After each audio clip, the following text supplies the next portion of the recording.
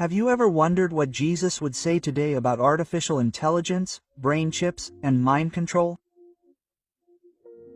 Brace yourself for a story that will challenge everything you understand about technology, faith, and the end times. Now listen to this powerful account. My name is Sarah Jennings. I am 34 years old, and I live in Portland, Oregon. I was raised in a Christian family, attending a local Baptist church since I was little. While I have always been a person of faith, I confess that in recent years my spiritual journey has cooled a bit. I had been so busy with my career as a digital marketing manager that I rarely found time to connect deeply with God. That all changed one morning in October. I was driving to an important meeting, running late as usual, trying to catch up on traffic. That day, the rain was pouring down, making the road slick. As I checked a message on my phone, I didn't realize that the car in front of me had suddenly slammed on the brakes. By the time I looked up, it was too late. I tried to swerve but lost control on the wet road. My car spun and slammed into the guardrail. I remember the impact, the deafening sound of twisting metal, and the airbag exploding in my face. Then darkness. What happened next completely changed my life and my spiritual understanding. I suddenly realized I was floating above the scene of the accident. I saw my body motionless in the car, paramedics speeding by, sirens wailing. It was like watching a movie starring me, but from an outside perspective. I felt no pain or fear, just a strange clarity and calm. I am dead, I thought, not out of panic, but out of curiosity. As I watched the scene, I realized that the reality around me was beginning to change. An intense light appeared, coming not from just one direction, but from all directions simultaneously. It was an undeniable light, yet brighter than any I had ever seen. It drew me forward as if beckoning me. As I approached the light, I felt a sense of movement through something like a tunnel. The walls of this tunnel seemed to be alive, pulsing with indescribable colors. It was as if each color contained memories, emotions, and knowledge. As I emerged from this tunnel, I found myself in a place of indescribable beauty. It was not quite a garden or a building, but something beyond our three-dimensional comprehension. The environment seemed to respond to my thoughts, subtly changing as my consciousness explored it. That's when he appeared. I didn't need to be told who he was. Every cell in my being instantly recognized the presence of Jesus. He didn't look exactly like the paintings we see in churches. His presence was so much more majestic, more real, more alive. His eyes held universes of love, wisdom, and understanding. A golden light emanated from him, almost as if his skin were translucent, revealing the glory of his divinity. "Sarah," he said, and my name in his voice sounded like perfect music. "There is something important that I need to show you." The love I felt from him was overwhelming. It wasn't just a feeling, but a tangible force that enveloped me, healing me, and completing me. For the first time, I understood what it meant to be truly loved unconditionally. "Lord," I managed to say, even though he didn't speak in physical words, "what happened to me?" "You are living in a moment between worlds," Jesus replied. "Your body is struggling to survive, but I have brought your spirit here because there is an urgent message I need you to carry back." With a delicate gesture, Jesus created what seemed like a window in the space before us. Through it I saw images of people using advanced technologies, connected to each other in ways that seemed to go beyond simple electronic devices. "What am I seeing?" I asked. "Sarah, I am showing you the dangers that await my children on earth. The enemy is preparing new ways to separate people from me and enslave them. What you see is the near future, a time when technology will not only aid the human mind but will seek to control it." Jesus led me to the window, and the images began to come to life. I saw a middle-aged man sitting in front of an advanced computer. He appeared to be working on some sort of virtual communication platform. "This man," Jesus explained, "is like many others of his generation. He seeks efficiency, success, and an easier life through technology." Watch what happened in the vision. I saw the man being approached by a coworker during a video conference. The coworker was excited about a new technology that promised to revolutionize his work, making everything more efficient and profitable.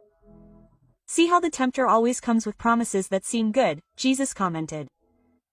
Just as in the Garden of Eden, temptation begins with the promise of knowledge, power, and tranquility.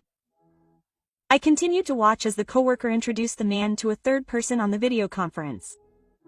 This figure was strange, almost indistinct, as if covered in a blinding glare that prevented me from seeing his features clearly.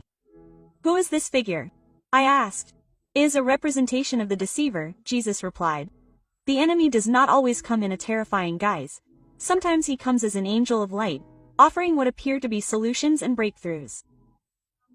In the vision, the mysterious figure promised the man that his professional life would be transformed, that he would earn much more money with much less effort, and that his abilities would multiply. All he needed to do was download special software and click on a link that would give him access to what he called his personal system. What does personal system mean? I asked Jesus. It is a reference to the human mind, Jesus explained. You see, Sarah, in the near future the barrier between technology and the human brain will begin to dissolve. What I am showing you is not just an allegory, but a real danger that will arise from technology that directly connects the human brain with artificial intelligence systems. I watched in horror as the man in the vision clicked on the link. Immediately, something strange happened. It was as if data was being extracted from his mind, memories, knowledge, skills. His entire personality seemed copied onto some kind of digital storage. It is not just a physical chip, Jesus continued. While that could come, it is any technology that promises to enhance the human being, but demands full access to the mind in return. The mark of the beast will not be just an external symbol, but also the surrender of the autonomy and free will that I have given to every human being. At first, the man in the vision was impressed with the results. His work flowed more efficiently, he earned more money, everything seemed perfect. But then little by little, something changed. The system began to make decisions for him. These were not simple suggestions, but actions that his body carried out without his conscious control. He is losing control of himself. I can see it, Jesus replied sadly. That is the real danger.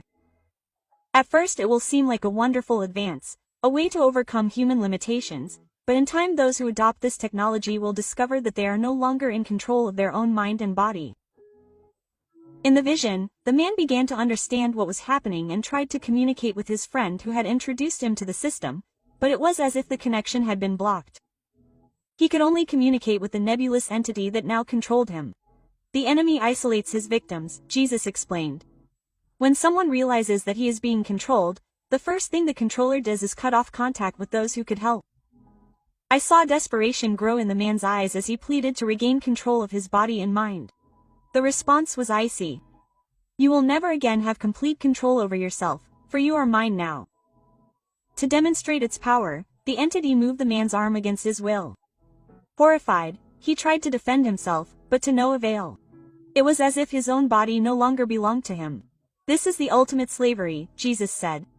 Not just of the body, but of the mind as well. When someone surrenders control of their mind to a power other than God, they are surrendering their very soul.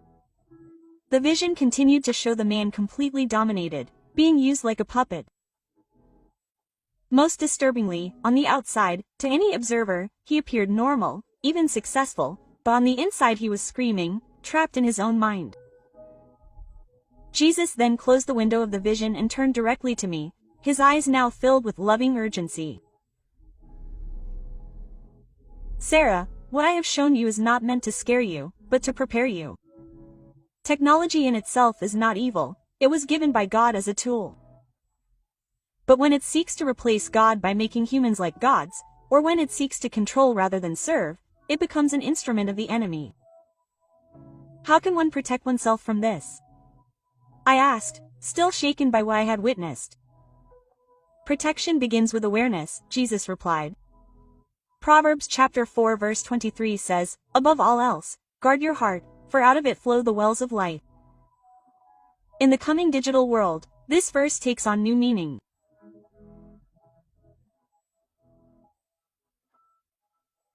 Guarding your heart and mind means being careful about what you allow into your thoughts. Jesus continued, people will be tempted with promises of healing, increased intelligence, effortless success, and even near immortality by merging with machines. But the price will be their spiritual freedom, their free will, which is the most precious gift I have given to humanity. And when this technology emerges, how will we know when it will come? I asked. Will there be signs? Jesus replied. First, any technology that promises extraordinary benefits in exchange for access to your mind should be approached with extreme caution. Second, watch for the gradual isolation of those who do not adopt the same technology. Third, watch for the loss of autonomy to make decisions. The Holy Spirit will alert those who remain connected to me. Jesus then took my hands, a gesture so human and yet so divine. I felt a comforting warmth flowing from him to me. Sarah, when you return, please share this message, not to instill fear, but to prepare